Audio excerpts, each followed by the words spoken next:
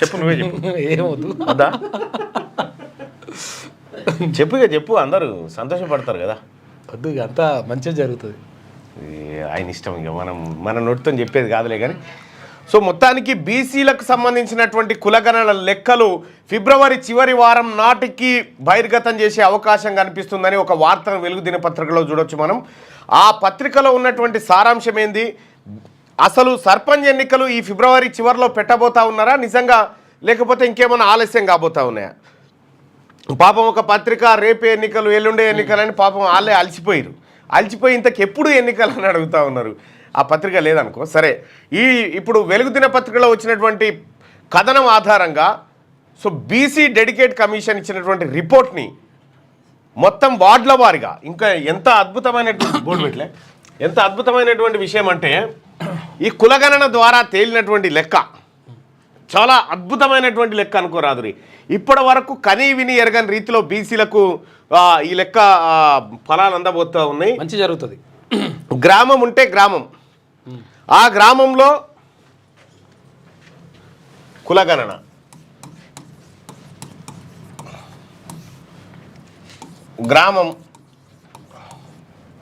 గ్రామంలో వార్డులు, ఈ వార్డు ఉంది కదా, ఈ వార్డులో ఏ కులం వాళ్ళు ఎక్కువ ఉన్నారు, ఈ లెక్కలు వస్తున్నాయి ఇప్పుడు. ఏ కులం వాళ్ళు లెక్క, ఈ వార్డులో సపోజ్ ఈ కులంలో గౌడ్స్ ఎక్కువ ఉన్నారనుకో, ఈ వార్డులో గౌడ్స్ సంఖ్య ఎక్కువ ఉంటే ఈ లెక్క తెలుస్తుంది. నెక్స్ట్ ఎవరున్నారు, ఆ తర్వాత ఎవరున్నారు, ఈ లెక్కలు బయటకు వచ్చిన తర్వాత చాలా అద్భుతాలు జరుగుతాయి ప్రజలారా. మనం కొన్ని దశాబ్దాల కాలం నుంచి ఎదురు చూస్తున్నటువంటి బీసీలకు ఈ లెక్కల కోసమే. ఎందుకంటే తెలంగాణ రాష్ట్రంలో పందుల సంఖ్య లక్షలు, 1.8 లక్షలు పందుల సంఖ్య ఉంది. కానీ మన లెక్క మాత్రం చెప్పలే ఇప్పటిదాకా పాలకులు. మొట్టమొదటిసారిగా కాంగ్రెస్ పార్టీ ప్రభుత్వం రాహుల్ గాంధీ గారు ఇచ్చినటువంటి హామీ మేరకు కులగణన చేపట్టింది. దేశానికే ఆదర్శవంతంగా ఉండాలనేటువంటి ఉద్దేశంతో ఈ కులగణన చేపట్టింది. ఈ కులగణనలో కేసీఆర్, హరీష్ రావు పాల్గొన్నట్టు తెలిసింది నాకు. కులగణనలో ఓకే, అవును, పాల్గొన్నది కానీ వీళ్ళు పాల్గొనలేదు. ఎవరు పాల్గొనకపోతే 120 ఎండుతుంది, పోయేది ఏముంది, పాల్గొన్నా నీళ్ళు కొన్నా పని అవుతుంది. అయితే ఇట్లా కులాల వారిగా లెక్కలు దొరకపోతా ఉన్నాయి. తద్వారా బీసీలలో ఒక సరికొత్త రాజకీయ చైతన్యానికి ఈ లెక్కలు పునాది పడతాయి అనడంలో ఎలాంటి సందేహం లేదు. సో మరి ఈ లెక్కల్ని ఎప్పుడు ప్రజల ముందు ఉంచుతారనేదే ప్రశ్న. సో వెలుగు దినపత్రికలో ఉన్నటువంటి కథనం ప్రకారం వీటన్నిటికీ ఏది బీసీ రిజర్వేషన్లపై 2 రిపోర్ట్లు రెడీ అయినాయి అనేది ఒక కథనం ఉంది. దానికి సంబంధించినటువంటి వార్తకు పోయే కంటే ముందు అమెరికాలో అక్రమంగా ఉంటున్న 538 మంది అరెస్టు, వందలాది మంది సొంత దేశాలకు తరలింపు, ఇమిగ్రేషన్ రూల్స్ కఠినంగా అమలు చేస్తున్న ట్రంప్ సర్కార్, భయంతో పార్ట్ టైం జాబ్ మానేస్తున్న ఇండియన్ స్టూడెంట్లు, అక్రమంగా దేశంలోకి అడుగుపెట్టిన వారిని అమెరికా ఇమిగ్రేషన్ అధికారులు వెతికి పట్టుకుంటున్నారు, వారిని సొంత దేశాలకు పంపిస్తున్నారు, అక్రమ వలసదారుల విషయంలో కఠినంగా ఉంటానని ఎన్నికల సమయంలో చెప్పిన డొనాల్డ్ ట్రంప్ తాజాగా బాధ్యతలు చేపట్టిన వెంటనే ఎగ్జిక్యూటివ్ ఆర్డర్పై సంతకం చేశారు. దీంతో ఇమిగ్రేషన్ అధికారులు రంగంలోకి దిగి 3 రోజులుగా వెతిపట్టుకుంటున్న 538 మంది ఇల్లీగల్ ఇమ్మిగ్రెంట్స్ క్రిమినల్స్ను శుక్రవారం ఆర్మీ ఫ్లైట్లో వారి సొంత దేశాలకు పంపించేశారు. అధికారుల తనిఖీల్లో పట్టుబట్టి స్టూడెంట్ వీసా రద్దు చేసి భారత్కు పంపిస్తారనే భయంతో మన విద్యార్థులు పార్ట్ టైం ఉద్యోగాలు మానేస్తా ఉన్నారంటే ఒక ట్రంప్ వచ్చుడితోటి. ట్రంప్ మీ దోస్తే కదా మోడీ గారు, ఏంది కథ చెప్పొచ్చు కదా. విషయం ఏంటంటే చాలా మంది అక్కడ చదువుకోవడానికి పోయిన వాళ్ళు ఉంటారు కదా, చదువుకొని పోయిన వాళ్ళకు ఇక్కడ నుంచి పంపించే పైసలు సరిపోవు, వాళ్ళే ఇక్కడికి పంపిస్తారు. అంటే ఏమంటారు అంటే అమెరికాకి చదువుకుంటానికి పోయిండు మా పిల్లగాడు పైసలు పంపిస్తున్నాడు అంటాడు. చదువుకుంటానికి పోయిన పైసలు పంపించడానికి ఉండదు, కానీ వాళ్ళు ఏంటంటే పార్ట్ టైం జాబ్ చేస్తారు. పార్ట్ టైం జాబ్ చేస్తే పైసలు ఎక్కువ వస్తాయి కాబట్టి వాళ్ళు అక్కడ ఖర్చు పెట్టుకోగా తర్వాత మిగిలిన ఇక్కడ పంపిస్తారు.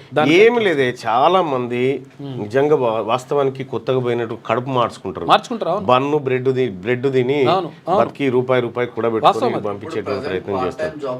ఇప్పుడు పార్ట్ టైం జాబ్స్ మానేయకపోతే ఏమైతుందంటే చదువుకుంటానికి పోయినావు కదా, నువ్వు చదువుకుంటానికి పోయి జాబ్ ఏం చేస్తున్నావు అని చెప్పి తీసుకొని మళ్ళీ భారత్ పంపిస్తారట, అందుకని ఆపేస్తున్నారు ఇప్పుడంతా. ఓకే, ఫీజుల కట్టడికి చట్టం, రాష్ట్ర ప్రభుత్వానికి విద్యా కమిషన్ ముసాయిదా బిల్లు, ఫీజు రెగ్యులేటరీ కమిషన్కు చట్టబద్ధత కల్పించాలి, రెగ్యులేటరీ కమిషన్ చైర్మన్గా రిటైర్డ్ జడ్జి లేదా రిటైర్డ్ ఐఏఎస్, ప్రైవేటు స్కూళ్లలో ఎలాంటి బిజినెస్లు చేయొద్దని సిఫార్సు చేస్తున్నారట. ఫీజుల కట్టడి కోసం ఇప్పుడు 1వ తరగతిలో జాయిన్ చేపిస్తే 20,000, 30,000, 40,000, 1,00,000 రూపాయలు దాకా. లక్షలే చేర్పిస్తే 1వ తరగతి కాదు ఎల్కేజీ యూకేజీ ఈ దందా విపరీతమైనటువంటి దందా. ఈ దందాన్ని నియంత్రించాలనేటువంటి ఉద్దేశంతో ఒక చట్టం తెస్తున్నట్టుగా చెప్తా ఉన్నారు. నిజంగా ఈ చట్టం రావాల్సిన చట్టం ఎప్పుడో రావాల్సిన చట్టం. ఫీజులను నియంత్రించకపోతే దోపిడీ విపరీతంగా అవుతుంది. ఈ నారాయణ శ్రీ చైతన్యుడు ఇక వాని కథనే వేరు. రెడ్డిగా ప్రైవేట్ కార్పొరేట్ స్కూళ్లలో ఫీజుల నియంత్రణకు చట్టం చేయాల్సిందేనని తెలంగాణ విద్యా కమిషన్ తేల్చి చెప్పింది. విద్యా కమిషన్ తేల్చి చెప్పింది, చేస్తుందా చేయదా అనేది ప్రభుత్వం గవర్నమెంట్ మీద ఆధారపడి. ఈ మేరకు రాష్ట్ర ప్రభుత్వానికి ఫీజు నియంత్రణ ముసాయిదా బిల్లును అందించింది. ఫీజుల కట్టడికి కీలకమైన సిఫార్సులు చేసింది. ప్రధానంగా ఫీజులను నియంత్రించాలంటే ముందుగా సర్కార్ నియమించే ఫీజు రెగ్యులేటరీ కమిషన్ కు చట్టబద్ధత ఉండాలని పేర్కొన్నది. కమిషన్ చైర్మన్ గా సుప్రీంకోర్టు, హైకోర్టు రిటైర్డ్ జడ్జి లేదా రిటైర్డ్ ఐఏఎస్ ఉండాలని చెప్పి సూచించింది. అంటే ఫీజుల కట్టడి కోసం రెగ్యులేటరీ కమిషన్ చైర్మన్గా రిటైర్డ్ జడ్జిని పెట్టాలని చెప్పి చెప్తా ఉన్నారు. సో మరి ఇది ఎంతవరకు సాధ్యమవుతుంది? గతంలో చాలాసార్లు ఏది విద్యా సంవత్సరం ప్రారంభమయ్యే ప్రతిసారి జరిగేటువంటి ఒక చర్చ ఈసారి నుంచి ఫీజుల కట్టడి, రెండోది ఈసారి నుంచి కొత్త సిలబస్, ఆ తర్వాత మూడోది ఏంటంటే ఇక సర్కార్ స్కూళ్ళ బలోపేతం. ఇగో ఈ 3 డైలాగులు వస్తూ ఉంటాయి ప్రతి విద్యా సంవత్సరం ప్రారంభానికి. స్టార్ట్ అయ్యేటప్పుడు పాత విధానంలోనే కొనసాగింపు, యథావిధిగా ఫీజులు అంతే, ఇవే లెక్క. కానీ ఇట్లా జరగొద్దు ఇప్పుడైతే.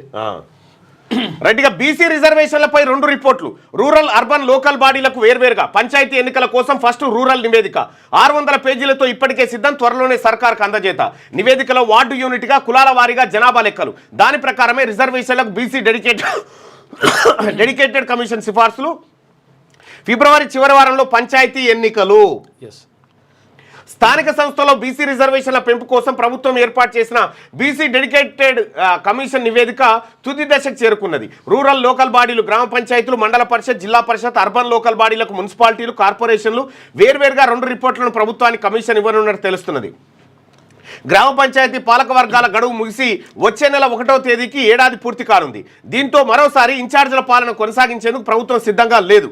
ఎట్టి పరిస్థితుల్లోనూ ఫిబ్రవరి చివరి వారంలో కానీ మార్చి మొదటి వారంలో కానీ పంచాయతీ ఎన్నికలు నిర్వహించాలని భావిస్తున్నది.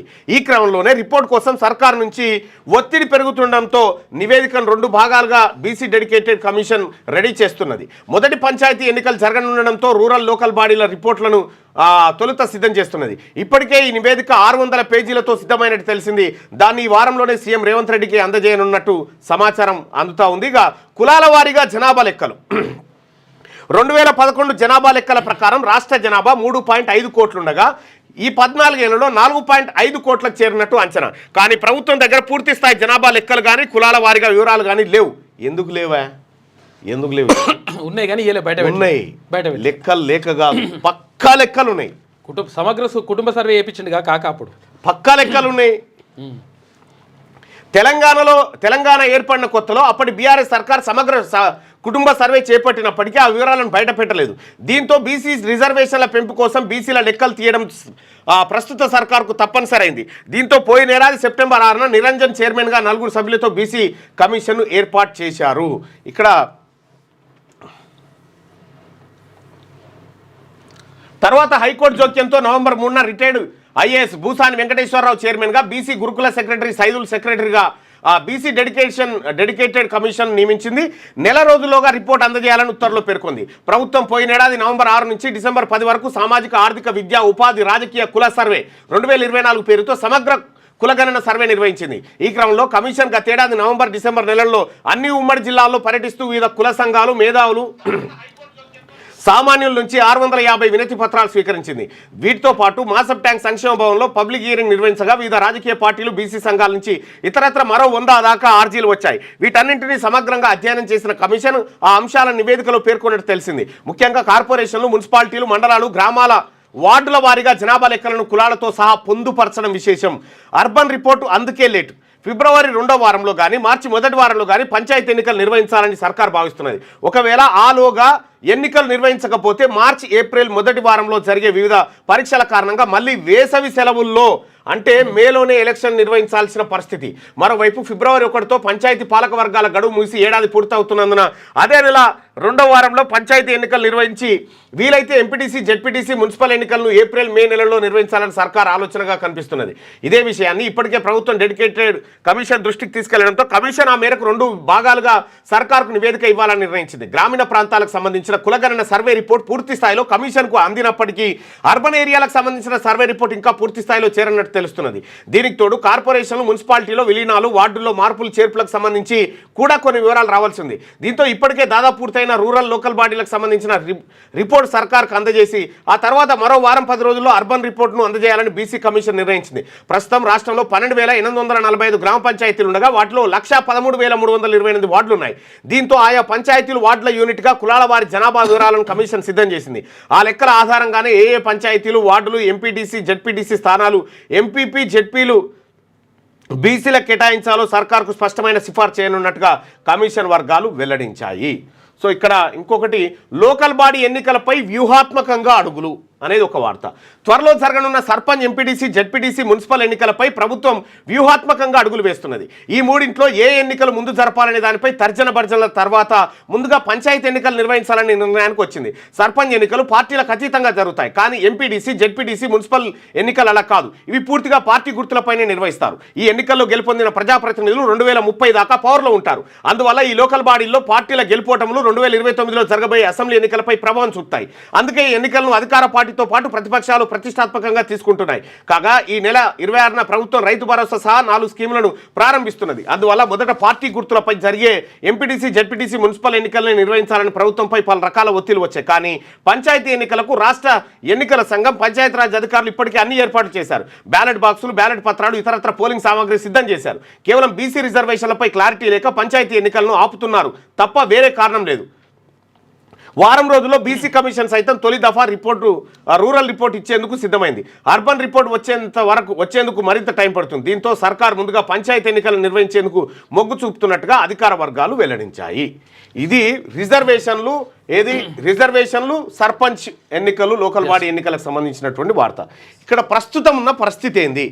నిజంగా కులగణన లెక్కలు బయటకు వచ్చిన తర్వాత కులగణన ద్వారా ఇప్పుడు అంటే బీసీ వర్గాల్లో అసలు ఎవరెవరు నిలబడతా ఉన్నారు ఇంకా తన లెక్కలు బయటకు వస్తే అది పక్కకు పెడితే ప్రస్తుతం బీసీ కమిషన్ ఇచ్చేటువంటి నివేదికతోని రిజర్వేషన్లు పెరుగుతాయా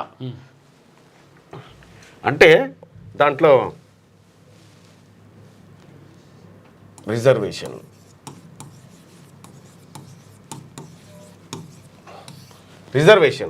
ఇక్కడ వచ్చిన ప్రాబ్లం ఏంటంటే మెయిన్ ప్రాబ్లము, ఇప్పుడు కులగణన చేసినాం,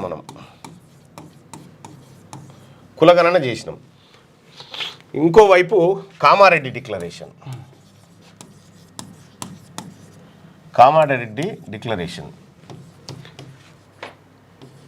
డిక్లరేషన్ ఏదైతే ఉందో ఇక్కడ అసలు సమస్య వచ్చి పడ్డది. ఇక్కడ బీసీలకు 42% రిజర్వేషన్ ఇస్తామని కాంగ్రెస్ పార్టీ హామీ ఇచ్చింది. బీసీలకు వాస్తవానికి తెలంగాణ రాష్ట్రంలో ఉన్నటువంటి పరిస్థితుల్లో బీసీలకు 42% రిజర్వేషన్ సాధ్యమా అని చర్చ జరుగుతూ ఉంది. అయితే సుప్రీంకోర్టును ఒప్పించి చేయొచ్చు, లేకపోతే ఒక బృహత్తరమైన ఉపాయం ఉంది ప్రభుత్వం ముంగట, 42-60 కూడా చేయొచ్చు. ఒక బృహత్తరమైన ఉపాయం. ఆ ఉపాయాన్ని నేను గతంలో చెప్పడం జరిగింది. మళ్ళీ ఏమైనా అవకాశం ఉంటే చెప్తా. తమిళనాడు అవన్నీ కూడా నడుస్తుంది లెక్క. అంటే వాళ్ళు 69% రిజర్వేషన్ మొత్తం ఇచ్చుకుంటున్నారు టోటల్గా. వాళ్ళు మొత్తం ఇచ్చుకుంటారు. ఇక్కడ కులగణన చేసినాం కదా, మరి ఇక్కడ బీసీల జనాభా మొత్తం ముస్లిం బీసీలు అందరు కలిపి 62% ఉంటారు అందాజుగా. 62% ఓన్లీ బీసీలే 52% అని తేలింది. 62% వీళ్ళు ఉంటారు. మరి వీళ్ళకు 42% రిజర్వేషన్ సాధ్యమా? సాధ్యమైతే గతంలో చెప్పి ఉన్నటువంటి వాళ్ళు ఎందుకు ఇవ్వలేకపోయారు? ఇప్పుడు డెడికేట్ కమిషన్ రిపోర్ట్ అడిగింది. అయితే ట్రిపుల్ టెస్ట్ అనేటువంటి ఒక నిబంధన సుప్రీంకోర్టు మన నెత్తి మీద పెట్టి కూర్చుంది. 50% దాటకూడదు రిజర్వేషన్లు అని సుప్రీంకోర్టు పంచాయతీ. ఇందులో కంప్లీట్గా మీరు చూడవచ్చు ఒకసారి, ఏజెన్సీ ఏరియాల్లో 100కి 100 ఎస్టీలకే, అవును 100కి 100 ఎస్టీలకు. ఇక ఏజెన్సీ ఏరియాలు పోగా మిగతా ప్రాంతాల్లో కూడా మళ్ళీ ఎస్టీలకు సపరేట్ రిజర్వేషన్. ఇవి మినహాయించి ఎస్టీలకు మళ్ళీ సపరేట్ రిజర్వేషన్, ఆ తర్వాత ఎస్సీలకు మళ్ళీ సపరేట్ రిజర్వేషన్, బీసీలకు రిజర్వేషన్. ఇక్కడ మనం గమనించాల్సిందంటే ఎస్సీ, బీసీ వీటితో 50% కోటా భర్తీ అవుతూ ఉంది. అయితే వీటికి ఇచ్చేటువంటి రిజర్వేషన్ ఏదైతే ఉందో ఇవి దాదాపుగా ఒక 22 వీళ్ళిద్దరు కలిసి 22% పోతా ఉంది. ఇక మిగిలినటువంటిది 28% మిగులుతుంది. 28% మిగులుతుంది అంటే ఇంకొంచెం ఎక్కువ, ఒకటి ఇటాట్ ఉంటుంది 30 లోపే.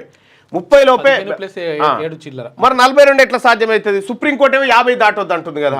50 దాటొద్దు అన్నప్పుడు మనం ఎట్లా పెంచగలుగుతాం? మన మీద ఉన్నటువంటి ఆప్షన్ ఏంది? ఆ 50 పెంచొద్దు, బీసీలకు ఇచ్చేటప్పుడు కూడా ఉత్తగియొద్దు. డెడికేట్ కమిషన్ లెక్కలు అన్ని తీసి కమిషన్ ఇచ్చే రిపోర్ట్ ఆధారంగా మీరు రిజర్వేషన్ ఇస్తే ఓకే అని చెప్పి సుప్రీంకోర్టు పెట్టినటువంటి పంచాయతీ. సుప్రీంకోర్టు వల్ల బీసీలకు ఎన్నో న్యాయం జరగలే. బీసీ రిజర్వేషన్ల విషయంలో సుప్రీంకోర్టు జడ్జిమెంట్లు అన్ని బీసీలకు వ్యతిరేకంగానే ఉంటాయి. బీసీలకు వ్యతిరేకంగానే బీసీల విషయం రాగానే సుప్రీంకోర్టు కానీ ఇండియన్ జ్యుడిషియల్ సిస్టమ్ కానీ ఎందుకో చీదరింపు లెక్క ఉంటుంది. ఎక్కడ కూడా మరి 62% ఉన్నటువంటి బీసీలకు వాళ్ళ జనాభా ప్రాతిపదికన రిజర్వేషన్ ఇద్దామంటే వద్దంటది. కానీ ఈడబ్ల్యూఎస్ కోటా మాత్రం ఎకనామికల్లీ వీకర్ సెక్షన్ ఏదైతే ఉందో వీళ్ళకి మాత్రం 10% ఇచ్చుకోరు. ఇప్పుడు దాటలేదా? ఇప్పుడు దాటింది కదా ఈ 10%. ఇప్పుడు దాటింది 10 అంటే 60 అవుతలేదా? ఇప్పుడు 60 అయింది కదా. వీళ్ళకి దాటొచ్చు కానీ బీసీలకు దాటొద్దట. ఇటువంటిది ఉంది. అందుకోసమే తెలంగాణ రాష్ట్రంలో బీసీలు ఒక మరో స్వాతంత్ర పోరాటం చేయాల్సినటువంటి సందర్భం వచ్చింది. అందుకోసమే ఫిబ్రవరి 2న చలో వరంగల్ సభ నిర్వహిస్తా ఉన్నాం. లక్షలాది మంది బీసీలతోటి ఈ సభ ఉండబోతా ఉంది. ఈ సభలో బీసీలకు జరిగినటువంటి అన్యాయం పైన ఏ రంగంలో బీసీలకు ఏం జరుగుతూ ఉందో మొత్తం మాట్లాడుకో. ఆ బేస్జాలాన్ని పక్కకు పెట్టి వచ్చేసారు అందరూ. ఇప్పుడు ఉన్నటువంటి పరిస్థితుల్లో నీకు 42% ఇయ్యనికి ఛాన్సే లేదు, అవకాశం లేదు. దానికి కానీ ఒక ఉపాయం ఉంది. ప్రభుత్వం ఇస్తానంటారు, తర్వాత కోర్టుకి వెళ్ళిన తర్వాత కామన్గా ఉంటాయి. అయితే వాటి గురించి మనం మాట్లాడుకుందాం, మళ్ళీ ఒక రోజు తీరిగ్గా మాట్లాడుకుందాం. కానీ బీసీ రిజర్వేషన్లపై 2 రిపోర్ట్లు సిద్ధం చేసినట్టుగా ఇక్కడ మనం వార్త చూడొచ్చు. హైదరాబాద్ అభివృద్ధికి 55,652 కోట్ల రూపాయలు ఇవ్వండి. కేంద్ర మంత్రి ఖట్టర్కు సీఎం రేవంత్ రెడ్డి విజ్ఞప్తి. గ్రేటర్ పరిధిలోని ప్రాజెక్టులకు ఫండ్స్ ఇవ్వాలని వినతి. ప్రతిపాదిత ప్రాజెక్టులపై పవర్ పాయింట్ ప్రెజెంటేషన్. తెలంగాణ అభివృద్ధికి అన్ని విధాలా సహకరిస్తామన్న కేంద్ర మంత్రి. దావోస్ ఒప్పందాలపై సీఎం రేవంత్ కు ప్రశంసలు. రైట్. ఇక గ్రేటర్ హైదరాబాద్ పరిధిలో చేపట్టనున్న అభివృద్ధి కార్యక్రమాలకు 55,652 కోట్ల ఆర్థిక సాయం అందించాలని కేంద్ర మంత్రి మనోహర్ లాల్ ఖట్టర్ సీఎం రేవంత్ రెడ్డి కోరారు. తెలంగాణ రాష్ట్రంలో 65% భూభాగం అర్బన్ ఏరియా కింద ఉందని, గ్రేటర్ హైదరాబాద్ సహా మున్సిపాలిటీల అభివృద్ధికి కేంద్రం పూర్తిస్థాయి సహకారం అందించాలని విజ్ఞప్తి చేశారు. శుక్రవారం బేగంపేట ఐటీసీ కాకతీయలో అర్బన్ సెక్టార్, పవర్ సెక్టార్లపై కేంద్ర విద్యుత్ గృహ నిర్మాణ శాఖ మంత్రి మనోహర్ లాల్ ఖట్టర్ రివ్యూ చేపట్టినట్టు ఆ రివ్యూలో మాట్లాడారు. కొత్త వాళ్లకు రైతు భరోసా దరఖాస్తులకు వెబ్సైట్ ఓపెన్ చేసిండ్రు. వివరాలు ఎడిట్కు ఆప్షన్ ఇచ్చిండ్రు. కొత్త పాస్బుక్లు వచ్చిన వాళ్ళు అప్లై చేసుకోవాలని వ్యవసాయ శాఖ సూచించింది. జనవరి 26 నుంచి స్కీమ్ అమల్లోకి వస్తా. కొత్త వాళ్ళు అప్లై చేసుకోవాలంటే, ఎందుకంటే కొత్త పాస్బుక్లు వచ్చిన ఉంటారు డైరెక్ట్ వాళ్ళే వస్తాయని చెప్పేసి అనుకోకూడదు. అప్లై చేసుకోనట. బనకచెర్లను అడ్డుకుంటాం, ఆ ప్రాజెక్టును ఆపాలని ఇప్పటికే కేంద్రానికి లేఖ రాసినాం. ఉత్తమ్. హరీష్ రావు కావాలనే తప్పుదోవ పట్టిస్తున్నారని ఫైర్. బనకచెర్లపై ఏపీ కేవలం ప్రతిపాదనలే పంపింది, అయినా మేము పోరాడుతున్నాం. తెలంగాణ ప్రయోజనాల కోసం దేనికైనా సిద్ధం. బీఆర్ఎస్ హయాంలోనే రాష్ట్రానికి తీరని నష్టం. వాళ్ళ అసమర్థతతోనే ఏపీ నీళ్ల దోపిడీ రెండింతలైంది. కృష్ణా జలాల్లో కేవలం 299 టీఎంసీలకు ఒప్పుకున్నది వాళ్ళని ఆగ్రహం. 100% ఇది కరెక్ట్. 555 టీఎంసీలు రావాల్సిన వాటాను 299 టీఎంసీలకు ఒప్పుకున్నాడు కేసీఆర్. ఒప్పుకొని ఇక్కడ తెలంగాణ ప్రజల నోట్లే మట్టి పోసిండు, రైతాంగం నోట్లో. ఇక నెట్ వెంచర్స్ బిల్డింగ్ కూల్చివేయండి. జిహెచ్ఎంసీ కమిషనర్ ఆదేశాలు. హైదరాబాద్ నందగిరి హిల్స్లో ఇష్టారాజ్యంగా కన్స్ట్రక్షన్. అనుమతులు తెచ్చుకున్నది ఒక లెక్క, కడుతున్నది మరో లెక్క. ఇక ప్రతి ఫ్లోర్ నిబంధనలకు విరుద్ధం. సెట్ బ్యాక్ కూడా వదలలేదు. న్యాయం కోసం పోరాడిన నందగిరి హౌసింగ్ సొసైటీ. అంత పెద్ద కూల్చేయమని చెప్పి 9 నెలల్లో అప్పుల వడ్డీలకే 20,000 కోట్లు కట్టిరట. వచ్చిన ఆదాయం 1.60 లక్షల కోట్లే. టార్గెట్ కు తగ్గట్టుగా లేని సర్కార్ ఆమ్దాని. కాగ్ నివేదికలో వెల్లడి. 2024-25లో 2.74 లక్షల కోట్ల ఆదాయం అంచనా. లక్ష్యం చేరాలంటే ఈ 3 నెలల్లో 1.14 లక్షల కోట్లు కావాలి. భారీగా తగ్గిన నాన్ ట్యాక్స్ ఆదాయం, కేంద్ర ప్రభుత్వ గ్రాంట్లు. ఆదాయం ఎలా పెంచాలనే దానిపై సర్కార్ తర్జన భర్జన. కేసీఆర్ చేసిన అప్పులకు 20,000 కోట్లు మిత్తిలే కట్టిందట ఈ 9 నెలల్లో. రాష్ట్ర ప్రభుత్వం ఈ ఆర్థిక సంవత్సరం 2024-25లో అన్ని రకాలుగా అప్పులతో కూడా కలిపి 2.74 లక్షల కోట్ల ఆమ్దాని వస్తుందని అంచనా వేయగా డిసెంబర్ నాటికి 9 నెలల్లో 1.60 కోట్లు మాత్రమే వచ్చింది. టార్గెట్ చేరుకోవాలంటే ఈ జనవరి నుంచి మార్చి వరకు 3 నెలల్లోనే మరో 1.14 లక్షల కోట్ల ఆదాయం సమకూర్చుకోవాల్సి ఉన్నది. 9 నెలల్లో అప్పుల వడ్డీలకి 20,000 కోట్లు చెల్లించింది. రాష్ట్ర ప్రభుత్వానికి గత నెలలో వచ్చిన ఆదాయ వ్యయాల వివరాలతో ఈ మేరకు కంట్రోలర్ అండ్ ఆడిటర్ జనరల్ తాజా నివేదికను విడుదల చేసింది. ప్రతి నెల రాష్ట్ర ప్రభుత్వం కాగ్ను ఆదాయ వ్యయాలకు సంబంధించిన వివరాలు పంపుతుంది. ఆ వివరాలను నివేదిక రూపంలో కాగ్ వెల్లడించింది. ఈ రిపోర్టు ప్రకారం పోయిన ఆర్థిక సంవత్సరంతో పోలిస్తే ఈసారి డిసెంబర్ నాటికి 9 నెలల్లో వచ్చిన ఆదాయం 1,000 కోట్ల వరకు తగ్గినట్టుగా రిపోర్ట్లో 1000 కోట్లు తగ్గిపోయిందట ఆదాయం. ఈ మిత్తిలకే పోయింది కేసీఆర్ చేసిన అప్పుల మిత్తిలో 20,000 కోట్ల రూపాయల మిత్తిలకు పోయినాయి. గ్యాస్ స్టవ్పై రక్తం మరకలు, మాంసం ముక్క. మీర్పేట మర్డర్ కేసులో కీలక ఆధారాల లభ్యం. రెండింటినీ ఫోరెన్సిక్ ల్యాబ్కు పంపించిన క్లూస్ టీమ్ అట. ఆయన చెప్పిండు కాబట్టి దొరికినాయి. ఏం పడాది డౌటే ఇక వాడు పట్టుకోరి దమ్ముంటే అంటుండు వాడు. యూరప్, ఆస్ట్రేలియా ఇంకేదైనా దేశంలో సంబంధం చూడండి పిన్ని గారు. అమెరికాలో మనోళ్ళు పరిశాన్ అయ్యారట. ఆడ ఇబ్బంది ఉంది కాబట్టి వేరే దేశాలు ఉన్న వాళ్ళు చూడమంటుంది. ఇక్కడ వద్దు అని చెప్తా ఉన్నారు. ఇది వెలుగు దినపత్రికలో ఉన్నటువంటి వార్తలు. ఒకసారి ఇక ఆంధ్రజ్యోతి వార్తలను చూద్దాం. ఇక కిడ్నీ రాకెట్ కేసు సిఐడికి అప్పగింత. ప్రభుత్వం కీలక నిర్ణయం. నిందితులకు కఠిన శిక్షలు పడేలా చర్యలు. అవయవ మార్పిడి దందాలో ప్రైవేట్ అంబులెన్స్ డ్రైవర్ల పాత్రపై దర్యాప్తు. ఇక ప్రైవేట్ ఆసుపత్రుల్లో సర్జరీల వివరాలు నమోదు చేయాలని చెప్పేసి దామోదర రాజనరసింహ అంటున్నాడు. చెర్లపల్లి జైలుకు అలకనంద ఆసుపత్రి యజమాని, తర్వాత రిసెప్షనిస్టు.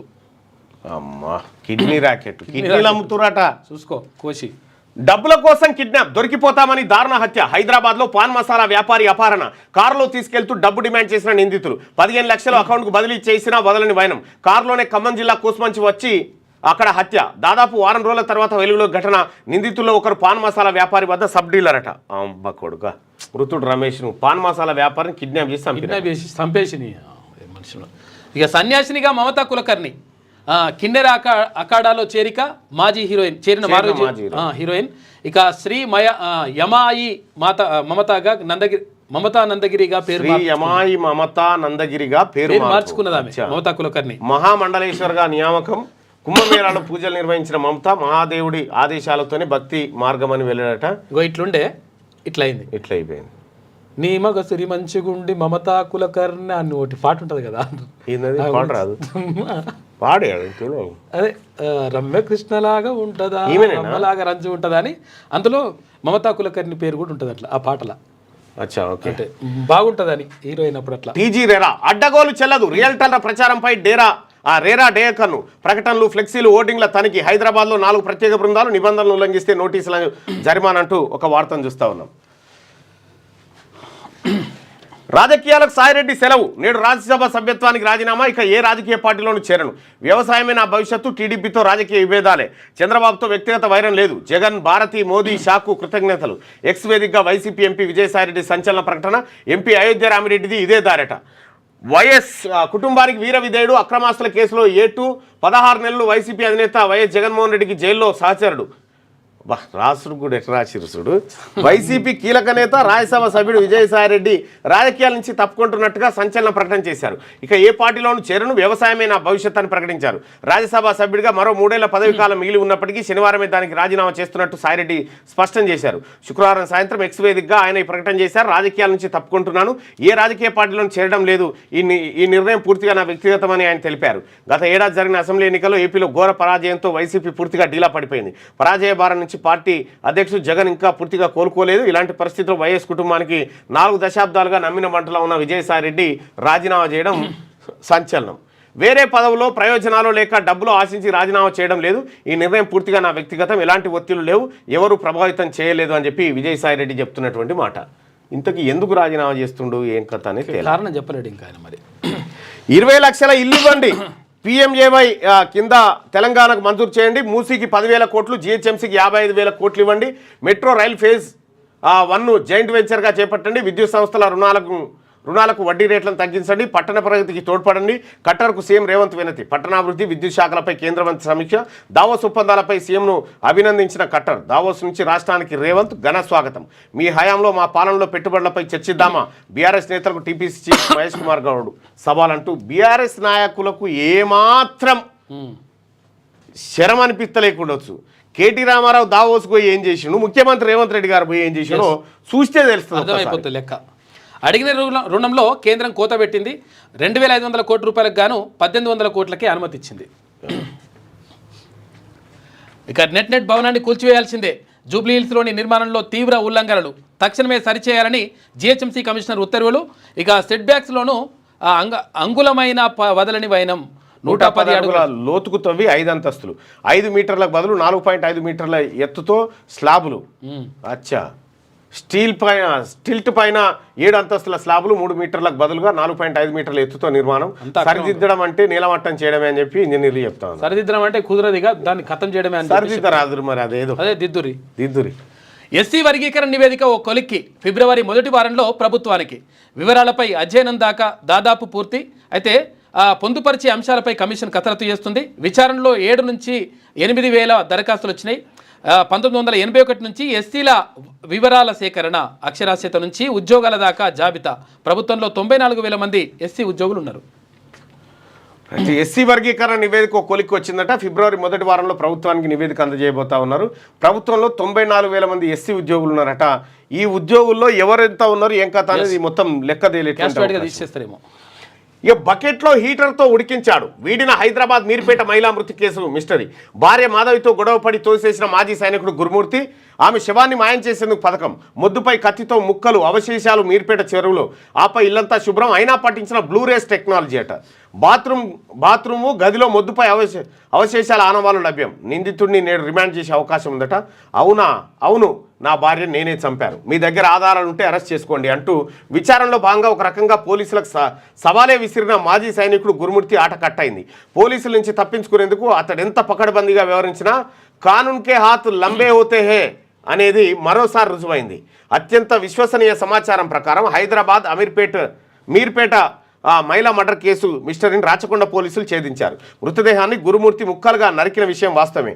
అయితే వాటిని ఉడికించింది కుక్కర్లో కాదు, బకెట్ నీళ్ళలో. ముక్కలు వేస్తూ హీటర్ పెట్టి విడతల వారీగా ఉడికించాడు. ఆ తర్వాత అవశేషాలను మీర్పేట చెరువులో పడేశాడు. ఎక్కడ చిన్న ఆధారం కూడా దొరకకుండా ఇల్లంతా శుభ్రం చేసిన గురుమూర్తి తప్పించుకోలేకపోయాడు. అత్యాధునిక బ్లూరేస్ టెక్నాలజీతో ఇంట్లో మాంసం, రక్తం ఆనవాళ్లను పోలీసులు గుర్తించి గురుమూర్తే నిందితుడని తేల్చారు. నరకడానికి ఉపయోగించిన కత్తి, చెక్క మొద్దును అతడు ఎక్కడ దాచాడు ఇంకా తనది ఎంక్వైరీ చేస్తున్నట. మొత్తానికి వాడే చెప్పిండు, దొరికిపోయాడు. ప్రైవేటు పాఠశాలల్లో ట్యూషన్ ఫీజే ఉండాలి, మిగతా ఏ రుసుములు వసూలు చేయకూడదు. ఫీజుల ఖరారు నియంత్రణకు ప్రత్యేక కమిటీ, పర్యవేక్షణకు జిల్లా స్థాయిలో కమిటీలు వేయాలి. ప్రతి 3 ఏళ్లకోసారి ఫీజులను నిర్ధారించాలి. రాష్ట్ర ప్రభుత్వానికి విద్యా కమిషన్ సిఫార్సులు చేసిందట. అయితే రాష్ట్ర ప్రభుత్వం దీన్ని అమలు చేయాలి. సిఫార్సులను అమలు చేస్తే మంచి జరుగుతుంది. పార్ట్ టైం చేస్తే ఇంటికే. అమెరికాలో విద్యార్థులకు డిపోటేషన్ ముప్పంట. చదువు పేరుతో వెళ్లి ఉద్యోగం చేసే వారిపై నిఘా పెట్టి పట్టుకుంటున్న అధికారులు. పట్టుబడ్డ వారిని స్వదేశానికి పంపుతూ ఆదేశమంట. వారం రోజులుగా పార్ట్ టైం జాబులకు డుమ్మా కొడుతున్నట్ట. అక్కడి భారతీయ వ్యాపారులపైన ప్రభావం పడుతుంది. అక్కడ ఉద్యోగం చేస్తలేనట్టు దారుణంగా. ట్రంప్ వస్తే ఎట్లయిందో చూడ్రి. అక్రమ వలసదారులపై ట్రంప్ సర్కార్ ఉక్కుపాదం. 538 మంది అరెస్టు, 373 మంది నిర్బంధం. సైనిక విమానాల్లో వందల మంది డిపోర్టేషన్. జన్మతా పౌరసత్వ హక్కు రద్దును నిలిపివేస్తూ కోర్టు ఇచ్చిన తీర్పుపై అప్పీల్ చేస్తా ఉన్నారు. మళ్ళీ ఇంకో కోర్టు పోయినట్టు ఆయన. తెలంగాణకు ఆర్థిక అనారోగ్యం. నీతి ఆయోగ్ సూచికలో 8వ స్థానం. 2022-23 నాటికి 9.3% తగ్గిపోయిన మూలధన వ్యయం. ఇక ఆరోగ్య, విద్యా రంగాలపై మూలధన వ్యయాన్ని పెంచాలని సూచన. వైసీపీ హయాంలో ఘోరంగా దెబ్బతిన్న ఏపీ సూచికలో 17వ స్థానానికి పడిపోయిందంట. రైట్గా దిల్ రాజు మరికొందరు స్టేట్మెంట్ల రికార్డు. ఆదాయం పన్ను చెల్లింపులో తేడాల గుర్తింపు, కీలక పత్రాలు, సాంకేతిక ఆధారాల స్వాధీనం. 4వ రోజు కొనసాగిన ఐటీ అధికారుల సోదాలు. దిల్ రాజును తీసుకెళ్లి మరీ పత్రాలు పరిశీలించారట. ఓకే, సినిమా బెనిఫిట్ షోల రద్దు. ఇక అర్ధరాత్రి 1:30 నుంచి 8:40 వరకు సినీ ప్రదర్శనలకు వీల్లేదు. ప్రభుత్వానికి హైకోర్టు ఆదేశాలు జారీ చేసింది. రైట్, హైకోర్టే చెప్పింది. రైట్గా డిఎంఈగా నరేంద్ర కుమార్ తొలిసారి రెగ్యులర్ అధికారి నియామకం. 10 ఏళ్ల ఇన్ఛార్జీల పాలనకు తెర. ఉత్తర్వులు జారీ.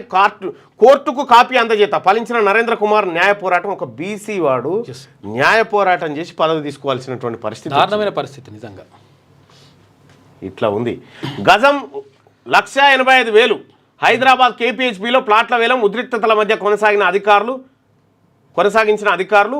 ఉదయం కోర్టు స్టే, మధ్యాహ్నం గ్రీన్ సిగ్నల్. అమ్మకాలు ఖరారు చేయొద్దన్న హైకోర్టు. లేఅవుట్లో చూపెట్టకుండా మిగిలిన ప్లాట్లుగా పేర్కొన్న తగదని స్పష్టీకరణ చేస్తూ ఉన్నారట. గజం 1,85,000 అట్టాడ. చూసుకో కథ అయిపోయిందా? రైట్, ఒకసారిగా బాలయ్యకు జోడిగా వస్తుందట ఆమె. కాంగ్రెస్లో వర్గపోరు, టీపీసీసీకి ఫిర్యాదుల జోరు, పాత కొత్త లీడర్ల మధ్య విభేదాలు, అడ్జస్ట్ కాలేకపోతున్న క్యాడర్, ప్రయారిటీ ఇవ్వట్లేదంటూ ఓల్డ్ లీడర్ల కంప్లైంట్, 22 నియోజకవర్గాల్లో కోల్డ్ వార్ ఖయ్యమే, టైం కోసం చూస్తున్న టీపీసీసీ అంటూ ఒక వార్తను చూస్తాను. కాంగ్రెస్ పార్టీలో వర్గపోరు, కాంగ్రెస్ పార్టీయే ఇట్లా ఉంటుంది. ఎప్పుడైనా అట్లా ఉంటుంది. గాంధీ భవన్ కాడ కనీసం 5-6 అంగీలు తినితేనే పార్టీ అధికారంలో ఉన్నట్లు లెక్క. అంటే స్వేచ్ఛ ఎక్కువ ఉంటుంది. అట్లుంటది. 5-6 అంగీలు తిని ప్రజాస్వామ్య స్వేచ్ఛ ఎక్కువ, స్వేచ్ఛ, ఫుల్ స్వేచ్ఛ. అక్కడనే గాంధీ భవన్లకి పోయి గాంధీ భవన్ ఏదైనా సాధ్యమే మాట్లాడతారు. అంటే కాంగ్రెస్లో వర్గపోరు ముదిరి పాకాన పడుతుంది. అధికార కాంగ్రెస్ పార్టీలో రోజుకో నియోజకవర్గంలో పాత కొత్త లీడర్ల మధ్య కోల్డ్ వార్ నివురుగప్పిన నిప్పులా తయారవుతుంది. నిజానికి కాంగ్రెస్ పార్టీ అంటేనే అంతర్గత ప్రజాస్వామ్యం ఎక్కువ. బహిరంగంగా సొంత పార్టీ నేతలపై విమర్శలు వర్గపోరు కామన్. ఉమ్మడి నల్గొండతో పాటు కొన్ని జిల్లాల్లోనైతే ఇది కాస్తంత ఎక్కువే. అయితే కాంగ్రెస్ సుదీర్ఘ కాలం తర్వాత తెలంగాణలో అధికారంలోకి రావడంతో మరింత పోటీతత్వం నెలకొంది. దీనికి తోడు ఇటీవల బీఆర్ఎస్ ఎమ్మెల్యేలుగా గెలిచి కాంగ్రెస్ పార్టీలో జాయిన్ అయిన నియోజకవర్గాల్లో ఈ పరిస్థితి మరింత దారుణంగా తయారైంది. పటాన్చెరులో ఏకంగా ఎమ్మెల్యే కార్యాలయంపై సొంత పార్టీ కాంగ్రెస్ నేతలే దాడికి దిగడం రాష్ట్ర వ్యాప్తంగా చర్చనీయాంశమైంది. దీంతో టీపీసీసీ అలర్ట్ అయింది. రాష్ట్రంలో ఇలాంటి పరిస్థితి ఎక్కడెక్కడ ఉందనే అంశాలపై ఆరా తీశారు. వాస్తవానికి ఏడాది కాలంగా కాంగ్రెస్లో కోల్డ్ వార్ నడుస్తూనే ఉంది. క్షేత్రస్థాయిలో ఓల్డ్ కాంగ్రెస్ లీడర్లు మాకు ప్రయారిటీ దక్కట్లేదని, మమ్మల్ని గుర్తించట్లేదని నెత్తినోరు కొట్టుకొని మొత్తుకున్నా టీపీసీసీ పట్టించుకోలేదు. పైగా పాత కొత్త లీడర్ల సమన్వయం చేసుకోవాలంటూ సూచించింది. కానీ స్థానిక సంస్థల ఎన్నికల ముందు పరిస్థితి ఇలాగే ఉంటే ఎఫెక్ట్ పడే ప్రభావం ఉంది. ఈ నేపథ్యంలో టీపీసీసీ నాయకత్వం దిద్దుబాటు చర్యల దిశగా అడుగులు వేస్తున్నట్టుగా కనిపిస్తూ ఉంది. రగడ మాత్రం జరుగుతూ ఉన్నది ఎక్కడికక్కడ. కానీ కాంగ్రెస్ పార్టీ అంటేనే ఇట్లుంటుంది.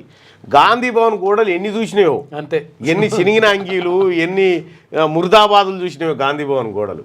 పార్టీ రాష్ట్ర కార్యాలయంలోనే అన్నీ నడుస్తున్నాయి. గేమ్స్తో మట్టిలో మాణిక్యాల గుర్తింపు, దేశం కోసం ప్రాణాలు అర్పించిన వ్యక్తి రాజీవ్ గాంధీ. పట్టభద్రుల ఎమ్మెల్సీ తీన్మాన్ మల్లన్న నిన్న రాజీవ్ గాంధీ క్రికెట్ ట్రోఫీ పెట్టిండు కదా ఎవరు, హనుమంత్ అన్న. వాస్తవానికి తీన్మార్ వార్తలు పుట్టినే ఇగో ఈ ట్రోఫీ కారణంగా, ఈ ట్రోఫీతోటే. అప్పుడు తీన్మార్ వార్తలు, ఇప్పుడు V6 లో వచ్చేటువంటి తీన్మార్ వార్తలు ఎట్లా పుట్టినాయో ఇప్పుడు చెప్తా చూడండి. ఫస్ట్ టైం చెప్తా ఉన్నా, అంటే ఇదివరకు చెప్పి ఉంటాను కూడా. తీన్మార్ వార్తలు V6 ఉంది కదా, తీన్మార్ న్యూస్, తీన్మార్ వార్తలు. అయ్యో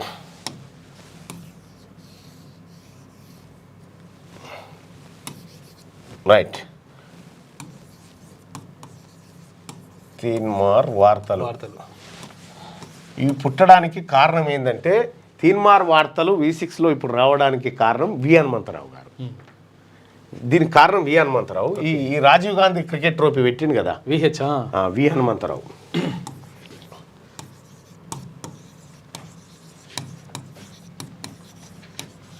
వి హనుమంతరావు గారు దీనికి కారణం.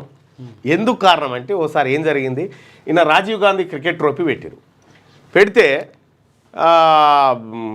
ఈయన బ్యాటింగ్ చేస్తుండే, ఎవరు, హనుమంతరావు గారు బ్యాటింగ్, ఎవరు బౌలింగ్ చేస్తున్నాడు. ప్రారంభించే కాడ చేస్తూ ఉంటే ఏం జరిగిందంటే, ఈ హనుమంతరావు ఇక ఇట్లా కొట్టగానే ఆ బాల్ వచ్చి V6 కెమెరాకు తాకింది. V6 కెమెరాకు తాకింది.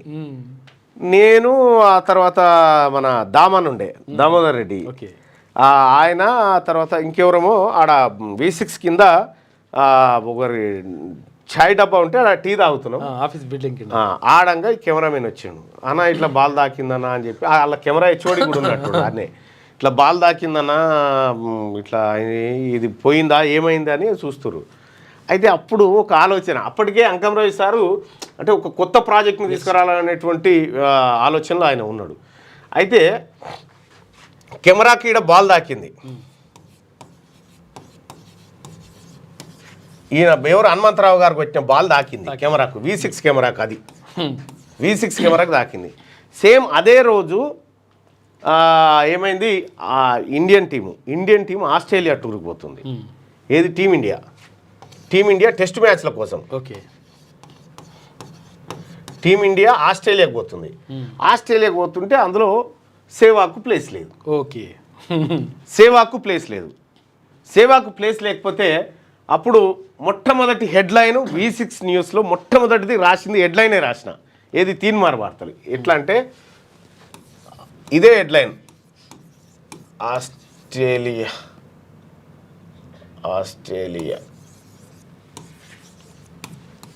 టూర్లో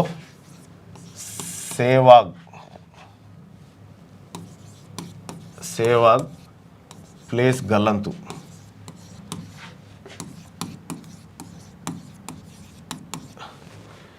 ఆస్ట్రేలియా టూర్లో సేవాగ్ ప్లేస్ గల్లంతు, ఇది ఫస్ట్ లైన్. రెండోది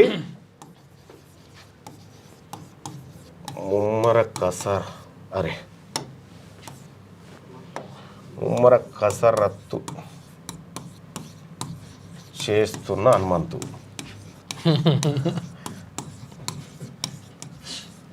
ఇక ఇది ఆస్ట్రేలియా టూర్లో సేవాగ్ ప్లేస్ గల్లంతు, ముమ్మర కసరత్తు చేస్తున్న హనుమంతు.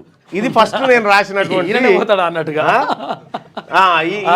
ఈయన క్రికెట్, ఈయన ప్రాక్టీస్ అంటే అప్పుడు. అయితే ఉంటాడు యువకుడు హనుమంతరావు గారు యాక్టివ్ ఉంటాడు ఇప్పుడు కూడా. హనుమంతరావు గారు వాస్తవానికి V6లో తీన్మార్ వార్తల పుట్టుకకు కారణం హనుమంతరావు గారు చేసిన కోతి పని. ఎందుకంటే ఆ బ్యాట్ తీసుకొని బాల్ కొడితే అది తాకాలని తాకలే కానీ కొట్టాలని కొట్టలే కానీ పట్టుకుని వచ్చి తాకింది. తాకంగానే మేము కింద, నేను మా ఎవరు దామోదర్ రెడ్డి ఇన్ఛార్జ్ ఉండి ప్రోగ్రామింగ్ హెడ్ అనుకుంటా, ఆ తర్వాత మళ్ళా సంగప్పనో ఎవరో, మొత్తం అయితే కింద టీ తాగుతున్నాము. ఆ కెమెరామెన్ వచ్చి కెమెరా తాకిందా బాల్ తాకిందన్న ఇట్లా తీస్తుంటారుగా, ఇక ఆయన ఆడుతుంటే ఆ పుట్టుకున్న తాకింది. తాకినందుకు ఆయన వచ్చి చెప్తే ఆడ సేవాగ్ ప్లేస్ గల్లంత అయిపోయింది, ఇక్కడ హనుమంతు ముమ్మర కసరత్తు చేస్తూ ఉన్నాడని చెప్పి ఇది హెడ్లైన్. ఇది ఫస్ట్ హెడ్లైన్ V6లో తీన్మార్ వార్తలకి ఫస్ట్ హెడ్లైన్ ఇదే. మా రవి సార్ కూడా, అంకం రవి సార్ కూడా ఇది చూసి చాలాసేపు నవ్విండు. అంటే అరే ఇదేదో ఫన్నీగా ఉందిరా భయ్, ఇన్ఫర్మేటివ్గా ఉందిరా, సరే దీన్ని డెవలప్ చేయిబిడ్డా జరా అని చెప్పి బాగా వాటికి మంచి చాలా రిసోర్సెస్ ఇచ్చిండు. కానీ అంకం రవి గారు ఆయన గొప్పతనం ఏంటంటే నన్ను ఎంత విశ్వసిస్తాడో అంత నమ్మడు మళ్ళా. ఎందుకంటే నేను వార్త రాస్తే పంచాయతీలు అవుతుందని బాధ ఆయన. ఏ వర్గం వచ్చి దాడి చేస్తూ తెలియని వాడతారు. నేను రాసిన అంటే ఖచ్చితంగా ఎంత పెద్ద మీటింగ్ ఉన్నా క్యాబిన్కి వచ్చి పెట్టుకొని మొత్తం చూసి ఓకే అంటేనే వేస్తారు. నేను రాసినవి ఇట్లా కాంట్రవర్సీ అయితే సెన్సార్ చేస్తూనే ఉండే, అప్పటికి చాలా సెన్సార్ చేస్తాడు. అంటే వాస్తవానికి ఆయన ఆలోచించేది చాలా గొప్పది. ఆయన అట్లా ఆలోచించిండు కాబట్టి ఇది నిలబడ్డది. V6 వార్తలు నిలబడ్డది. ఇవాళ కూడా అదే స్టాండర్డ్. V6లో మొట్టమొదటి తీన్మార్ వార్తలు మొట్టమొదటిగా పుట్టినప్పుడు రాసిన హెడ్లైన్ ఆస్ట్రేలియా టూర్లో సేవాగ్ ప్లేస్ గల్లంతు, ముమ్మర కసరత్తు చేస్తున్న హనుమంతు అనేది ఇక్కడ హెడ్లైన్ పెట్టి దాన్ని ఒక డిజైన్ చేసినాం. అది V6లో ఇప్పుడు కూడా నడుస్తుంది, ఇప్పటికి కూడా నడుస్తూ ఉంది. అది ఇగో ఇదే ఆ టోర్నమెంట్, రాజీవ్ గాంధీ టోర్నమెంట్ 18 ఏళ్ళ ఆయన పెట్టి, అందులో ఒక టోర్నమెంట్లో జరిగినటువంటి ఘటన హనుమంతరావు గారు మళ్ళీ ఏం తెలియనంటే కూర్చుంటాడు ఆయన. కానీ ఆయన కారణంగానే పెట్టినాయి. వస్తా యాక్టివ్గా ఉంటాడు. నేను చాలాసార్లు చెప్పిన ఆయనకు అదే విషయాన్ని కూడా. ఎన్టీఆర్కు భారతరత్న దాదాపు ఖరారైనట్లే. చంద్రబాబు సూచనల మేరకు నిర్ణయం. ఇక లిస్టులో మన్మోహన్ సింగ్, రతన్ టాటా పేర్లు. త్వరలోనే కేంద్రం అధికారిక ప్రకటన. తెలుగు రాష్ట్రాలపై ఎన్టీఆర్ ముద్ర క్యాష్ చేసుకునేందుకు బీజేపీ ప్రయత్నం చేస్తుందంట. కొండా లక్ష్మణ్ బాపూజీకి కూడా ఇవ్వాలి భారతరత్న. కొండా లక్ష్మణ్ బాపూజీకి భారతరత్న ఇవ్వాలి. ధర్మభిక్షం గౌడ్ కూడా సరిసమానుడు. జయశంకర్ సార్కి ఇవ్వాలి. వీళ్ళ పేర్లు కూడా జాబితాలో పంపాలి. ఆయన అర్హుడే, వీళ్ళు కూడా అర్హులే. అవును, ప్రతిపాదనలు పంపాలి. పొన్నంతో విభేదాలు లేవు, గంగులతోనూ సఖ్యతగానే ఉన్నా ముగ్గురు కలిసి కరీంనగర్ అభివృద్ధి. బండి సంజయ్ ఆసక్తికర వ్యాఖ్యలు. ఏడాది దేశవ్యాప్తంగా 1 కోటి ఇళ్లు, తెలంగాణకి ఎక్కువ కేటాయిస్తాం. కేంద్ర మంత్రి మనోహర్ లాల్ ఖట్టర్ అంటూ ఒక వార్తను చూస్తాను. మంచిగా కలిసిమెలిసి పని చేసుకుంటున్నాడు. అవినీతి చేశారో సర్వీస్ నుంచి రిమూవ్. PRDR శాఖలో ఉద్యోగుల సమస్యల పరిష్కారానికి వినూత్న పద్ధతి. ఇష్టం వచ్చినట్టు నిర్ణయాలు తీసుకోవద్దు. ప్రభుత్వం మీద రుద్దితే చర్యలు తప్పవు. పంచాయతీరాజ్ శాఖ మంత్రి సీతక్క. నమ్మకంతోనే పెట్టుబడులు. ఏడాది పాలన పురోగతికి నిదర్శనం. 1.79 లక్షల కోట్ల పెట్టుబడులు రికార్డు. ఇక బీఆర్ఎస్ 10 ఏళ్ల పాలనలో ఇన్ని పెట్టుబడులు రాలేదు. TPCC చీఫ్ మహేష్ కుమార్ గౌడ్ అంటుండు. ఇక నగర శివార్లో దారుణం. దిశ లాంటి మరో ఘటన. మునిరాబాద్ దగ్గర యువతి డెడ్ బాడీ అంట. బండరాళ్లతో కొట్టి చంపిన దుండగులు, పెట్రోల్ పోసి తగలబెట్టిన వైరం, క్లూస్ సేకరిస్తున్న పోలీసులు. వివాహితపై అత్యాచారం పోస్టుమార్టం రిపోర్ట్లో తెలిసే ఛాన్స్ ఉందట. దిశ లాంటి ఘటన ఒకటి నగర శివార్లోని మునిరాబాద్ దగ్గర జరిగిందట. మరి అదేందో ఒకసారి చూడు శ్యాము, అదేందో ఎంక్వైరీ. ఇక అదానీ డీల్ క్యాన్సల్ అంట. కంపెనీ షేర్లు డమాలన్నాయి. $440 మిలియన్ విద్యుత్ కొనుగోలు ఒప్పందాన్ని రద్దు చేసిన శ్రీలంక. 6% పడిపోయిన గ్రీన్ ఎనర్జీ. అదానిలో పెట్టుబడి అంటే గాలిలో దీపం. అంతే. ఇక 20 లక్షల ఇండ్లు ఇవ్వండి, మెట్రో రైల్ ఫేజ్ 2కు ఆర్థిక సాయం చేయండి, మూసి పునరుజ్జీవనానికి 10,000 కోట్లు కేటాయించాలి, పీఎం కుసుమ్ స్కీమ్లో 1,00,000 సోలార్ పంప్ సెట్స్ ఇవ్వాలి. కేంద్ర మంత్రి ఖట్టర్కు సీఎం రేవంత్ విజ్ఞప్తి చేసిండు. ఇక కౌశిక్ రెడ్డిపై దాడి, కమలాపూర్ గ్రామ సభలో గందరగోళం, కౌశిక్ తీరుపై గ్రామస్తులు, కాంగ్రెస్ శ్రేణుల ఆగ్రహం, టమాటాలు గుడ్లతో దాడి చేసిన గ్రామస్తులు, ఇరు పార్టీల శ్రేణుల తోపులాట, ఉద్రిక్తత. సభను బహిష్కరించి వెళ్లిపోయిన కౌశిక్ రెడ్డి కారులో వెళ్తుండగా చెప్పులు విసిరిన గ్రామస్తులు అంటూ ఒక వార్త. సొంత నియోజకవర్గం ఏ అమ్మ ఈ తక్కువ పంచాయతీలు ఎక్కడ చూసినా మొత్తం ఏ పంచాయతీలు. వైసీపీకి సాయిరెడ్డి బై బై, ఇక నా భవిష్యత్తు వ్యవసాయమే, రాజకీయాల నుంచి తప్పుకుంటున్నట్లు ప్రకటన. రైట్, ఇది నువ్వు తప్పుకుంటూ ఏం చేస్తావు కానీ ఫిబ్రవరి 2 తారీఖున వరంగల్ ఆర్ట్స్ కాలేజ్ మైదానంలో లక్షలాది బీసీలతోటి మొత్తం ఉమ్మడి రాష్ట్ర చరిత్రలోనే ఇప్పటి వరకు ఆ స్థాయిలో బహిరంగ సభ లేదు. మొట్టమొదటిసారిగా బీసీలు భారీ బహిరంగ సభ నిర్వహించుకోబోతా ఉన్నారు. ఈ సభకు మీరందరూ రావాల్సిందిగా మీ అందరినీ ఆహ్వానిస్తా ఉన్నా. ఇక మిగతా వార్తలు అందిస్తారు మనం.